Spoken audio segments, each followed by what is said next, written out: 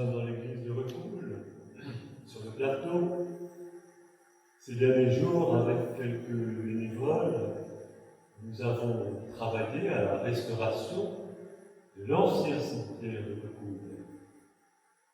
Et c'est une belle expérience partagée de travail, de construction, du mur en pierre sèche. Et c'était beau de travailler au voisinage de ceux qui nous reposent, peut-être depuis le XIXe siècle ou même avant, dans ce cimetière, en communion avec eux, en étant bâtisseurs. En ce moment, dans le monde, il y a beaucoup de destruction. Et c'est beau de pouvoir œuvrer à une création, à une restauration, à une construction, ce qui est le sens de notre vie à chacun. Jour des morts, mais ce jour n'est pas triste. En ce jour, chacun va au cimetière se recueillir devant les défunts de sa famille, de son village. Mais on ne s'arrête pas là. Dieu n'est pas le Dieu des morts, mais le Dieu des vivants.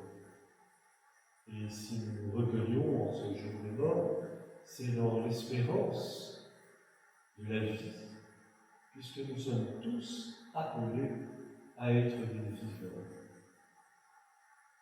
La peur peut nous gagner, l'inquiétude, mais Dieu n'est pas un Dieu gendarme, ni un Dieu qui comptabilise. C'est un Dieu qui aime, qui pardonne, qui accueille, et qui nous demande à notre tour d'aimer, d'accueillir, de pardonner. L'important, c'est la vie.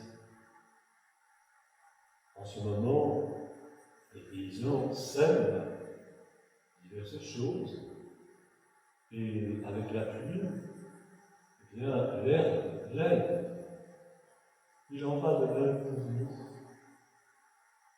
Nous sommes semés en terre, mais nous sommes appelés à relever, à vivre.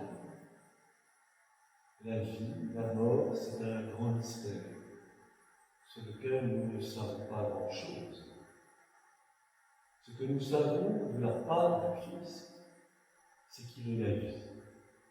Je suis la résurrection et la vie, comme il le dit à Marthe au moment de la résurrection de Lazare.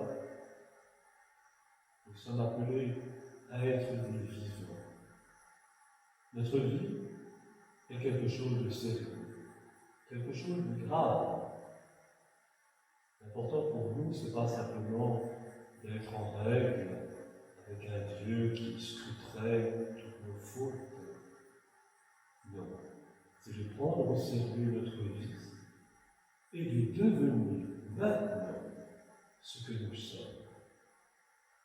Appelés chacun et tous à nous retrouver dans l'unique paresse qui n'est autre chose que le cœur de Dieu.